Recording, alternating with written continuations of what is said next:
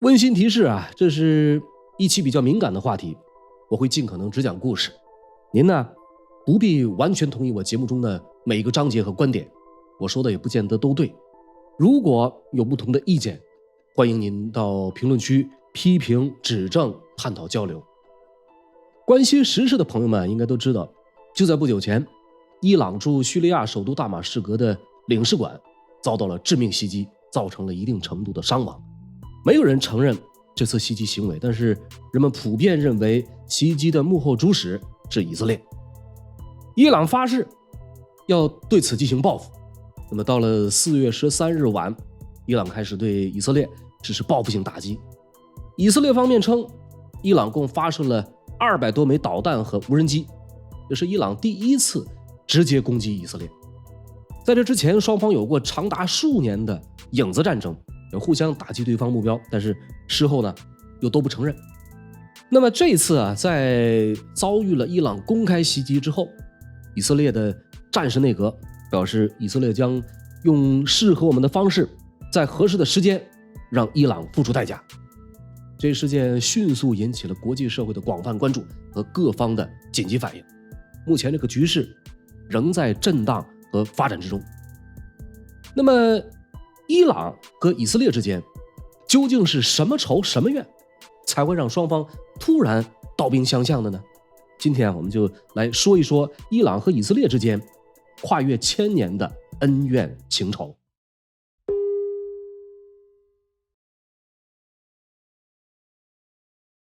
我们通常认为啊，这个以色列故土是犹太人的发祥地。犹太人和犹太教对自己历史的传统宗教观点是基于古希伯来圣经中的叙述。这种观点认为啊，最初犹太人的文化、宗教和民族特性就是在以色列故土形成的。亚伯拉罕、以撒、雅各是犹太人的祖先。亚伯拉罕生以撒，以撒又生雅各。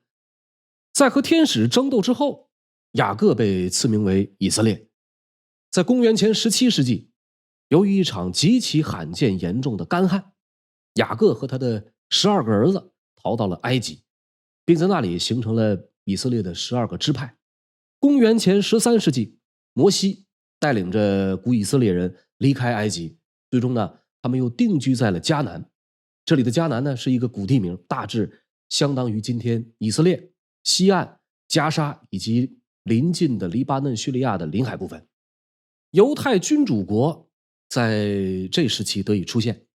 扫罗是第一位国王。后来呢，大卫王打败了他，并定都在了耶路撒冷。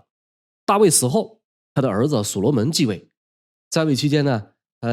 组织民众扩建耶路撒冷城，并在耶路撒冷兴建了一座圣殿，史称第一圣殿。这也是历史上犹太人的第一圣殿时期。根据圣经的记载，在所罗门统治时呢，这个以色列的商业极其发达，古以色列联合王国成为了这个中东地区一时风头无两的领先国家。但是存在争议的是啊，现代的学者们普遍认为，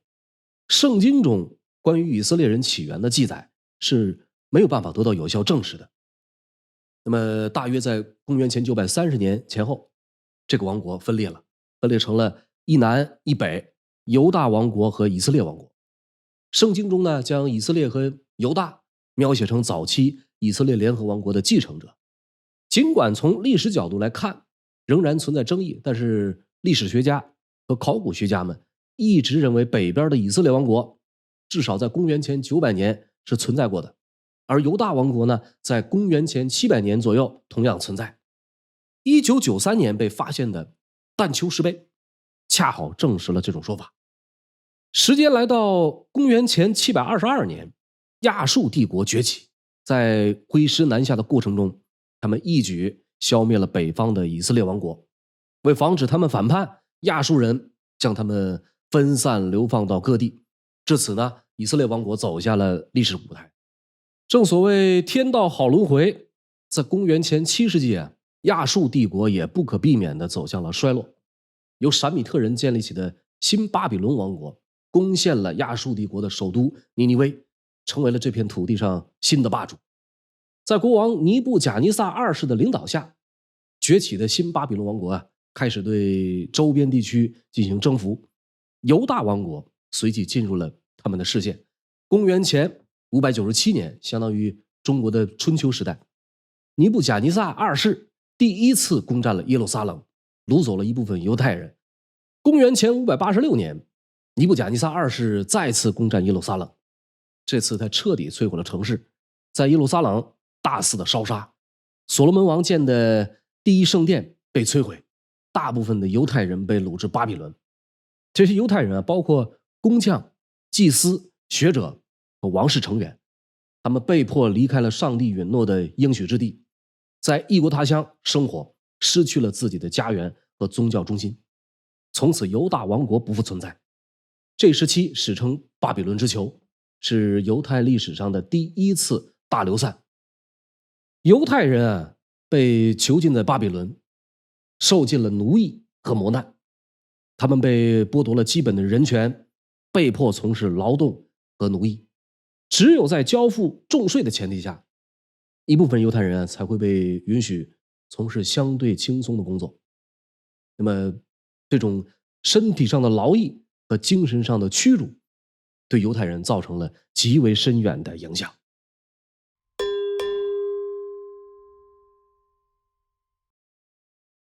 花开两朵，各表一枝。咱们接下来聊一聊伊朗。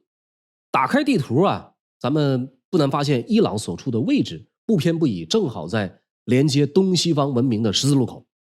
从古至今，米底人、波斯帝国、安息帝国、阿拉伯帝国、蒙古帝国等等民族和国家都曾经统治过这片区域，妥妥的是你方唱罢我登场。而伊朗这个名字同样是大有来头。我们先要从一个了不起的人物说起，那就是波斯帝国的创立者和首任君主居鲁士大帝。这个居鲁士大帝可是个猛人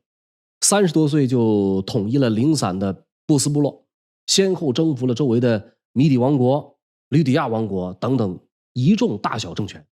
以及咱们前面提到过的新巴比伦王国。公元前550年在他的带领下，以雅利安人为主体的波斯帝国成为了一个跨越亚非欧3洲的奴隶制帝国。而伊朗这个称呼同样源自于雅利安，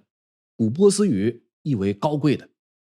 那么就这样，在命运之神的安排下，伊朗人和以色列人在转角不期而遇了。巴比伦之囚的48年以后，波斯帝国征服了新巴比伦王国。此时当政的居鲁士大帝下令允许犹太人返回耶路撒冷，重建圣殿和社区。这一行为不仅奠定了波斯人和犹太人交往的基础，也显示了居鲁士大帝对犹太人的宽容政策。圣经中保留了居鲁士遣返犹太人的诏书，它的原文是这样的：居鲁士王元年，他降旨论到耶路撒冷神的殿，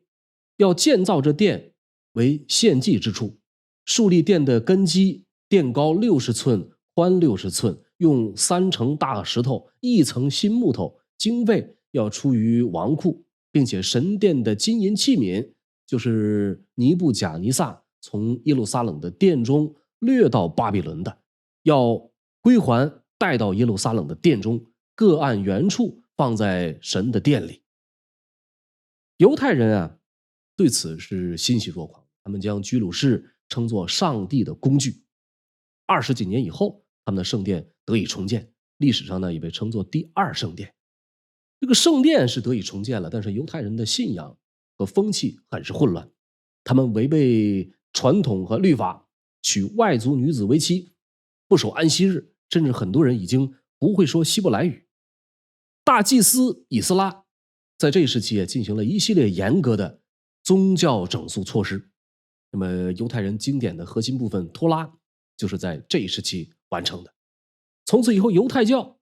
在犹太人的生活中得到了完全确立。回归故地的犹太人这次主要生活在犹地亚地区。犹地亚是一个从古时候传下来的地名，现在的人们更习惯称之为约旦河西岸，或者直接称呼为西岸。公元前445年以后，犹地亚地区的这个地位得到了重大提升。波斯帝国将犹太民族的赋税从原来的帝国与行省的双重压力，转变为仅由帝国征收的单一负担。咱们可以理解成帝国直辖。这种政策的调整，显著减轻了犹太人在经济上的压力。犹太人呢，甚至还发行了自己的货币。一时之间，这个犹地亚地区的经济呈现出繁荣的景象。一些犹太人也逐渐发展成了土地所有者、商人、承包商、收租人等等。犹太的社会也从此逐步走向了稳定、发展和繁荣。在政治上，波斯帝国允许犹太民族建立神权自治的政体。到后来呢，犹太人还取得了行省自治的权利。宗教领域呢，由于重建了圣殿，使得犹太人在宗教生活中能够保持其传统和仪式。纵观这段历史，这是一段波斯帝国与犹太人的蜜月期。犹太民族作为一个跨国的族群，在缺少主权国家的情况下，能够一直存续至今，有至少2点原因是值得我们深思的。一个呢，是由于自身生存的需要；二是由于当时统治者的默许和支持。那么客观的说，至少在这一时期，波斯人帮助犹太人保留住了日后流散到世界各地的火种。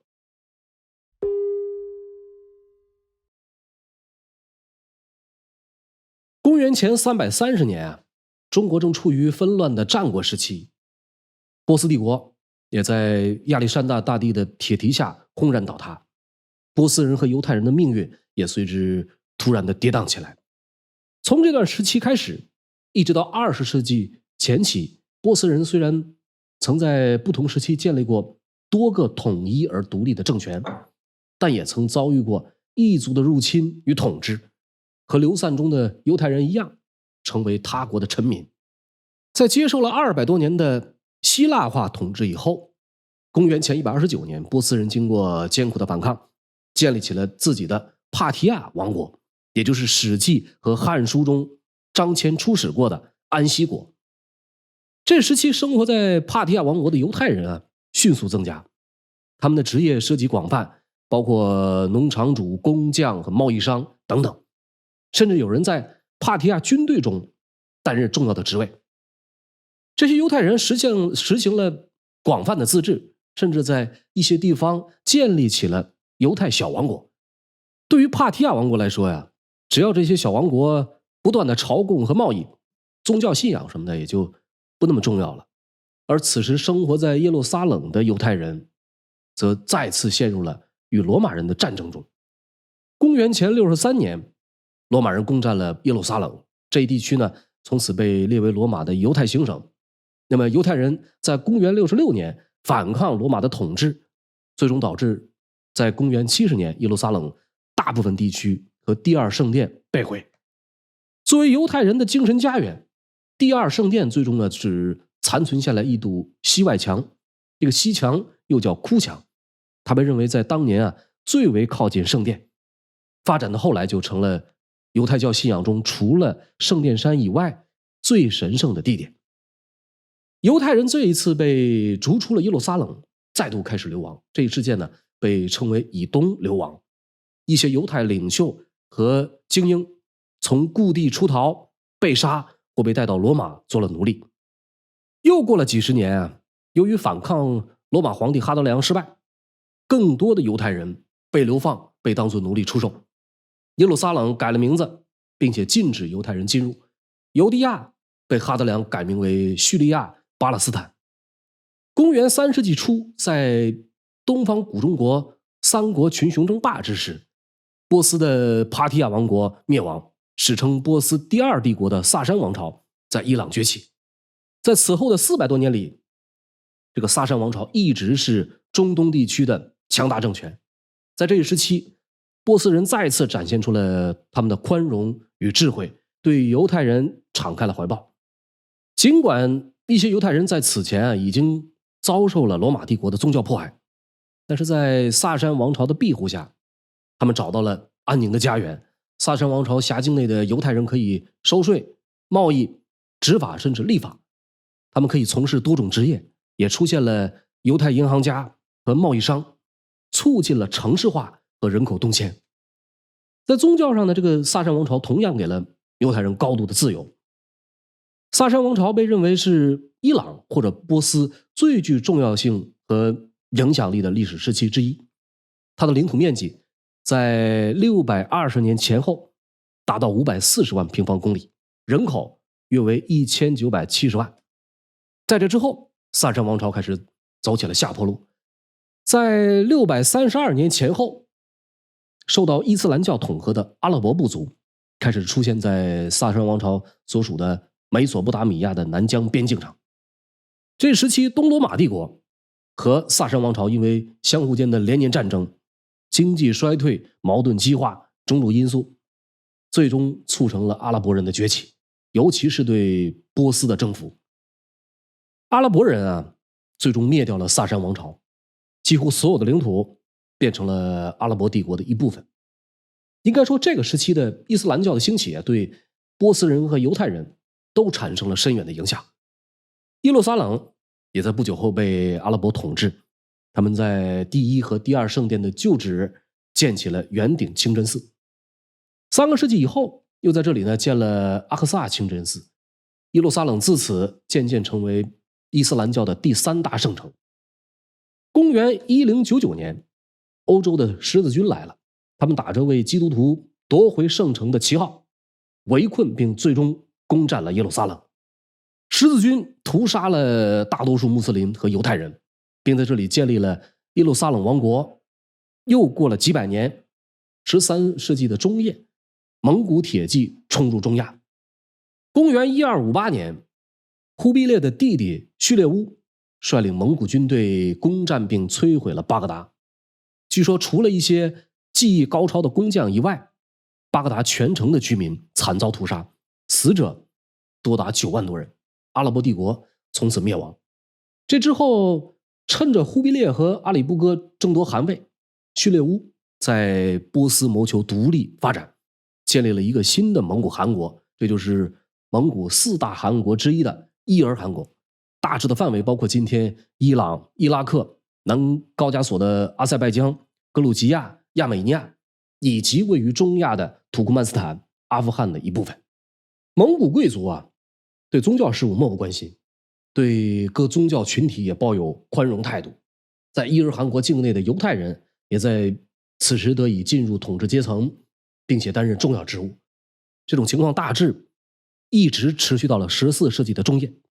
帖木儿帝国崛起，伊尔汗国覆灭。然而之后呢，在帖木儿王朝的统治之下，伊斯兰法再度成为最高法律，许多犹太人被开除公职，犹太建筑被铲毁或破坏。总的来说啊，这段历史在罗马人、阿拉伯人和蒙古人等等多个民族的统治之下，波斯人和犹太人之间的联系并未断裂，他们共同的记忆和经历成为了相互支持的精神纽带，既有合作与共存的时期，也有因为政治和宗教变迁而产生的紧张与冲突。两个民族在逆境中不屈不挠，共同追求自由与尊严。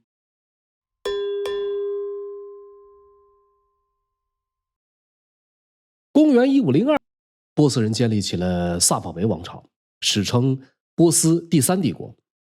此时伊斯兰教啊已经成为国教，什叶派神职人员拥有极大的权势，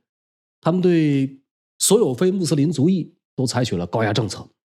在波斯的犹太人此时开始遭受到各种侮辱与迫害，比如在生活上啊，主政的伊朗的什叶派穆斯林强调宗教的纯洁性，想方设法的避免和犹太人接触。在伊朗的犹太人都被隔离在城市中的特定区域，这里被称作格都。这些区域内啊，极为脏乱贫穷，居民的处境也十分的凄惨。他们的居室简陋肮脏，蝎子、蛇、老鼠、蟑螂等等害虫在街道上随处可见的横行。饮食方面，他们也不允许犹太人接触他们的食物，禁止犹太人使用穆斯林的水源和公共浴室，因为担心犹太人他们的存在会污染这些资源。在雨雪天气，犹太人甚至被禁止在公共场所行走，以免雨水或雪水溅到穆斯林身上。犹太人在穆斯林商店中只能坐在指定的毯子上，并且不被允许在市场上自由做生意，有时竟然连进入市场都不被允许。因为担心他们接触的商品会被污染，在交易中如果商品被犹太人碰过，即使价格被抬高10倍，那个犹太人也必须要为此买单。而穆斯林在接收犹太人的钱币的时候，会先将其进行清洗，而后才收入口袋，理由一样是避免被污染。为了容易被区分，犹太人被要求佩戴一种名为农奴帽的帽子。据史料记载呢，这种帽子造型花哨，颜色鲜艳，十分容易辨认。脚上呢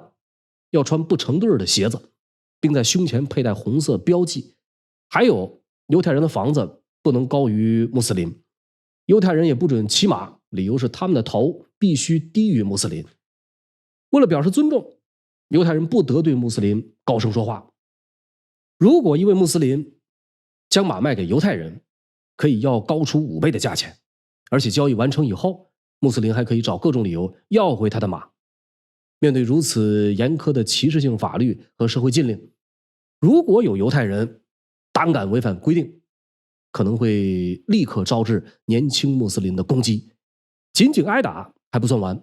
犹太人在公共场合受到侮辱时，通常只能保持沉默，不能反击。如果您觉得这种待遇是让人生不如死，那么别急，死后的犹太人有时也不见得就安宁。在一些迷信的穆斯林看来将犹太人的尸骨从坟墓中挖出，并且对其诵念祈祷词，可以实现求雨的功效。而抛洒从墓中挖出的犹太人的骨灰，可以破除干旱，可谓是踏上1万只脚，让你永世不得翻身。在法律方面什叶派的神职人员为了促使犹太人改信伊斯兰教，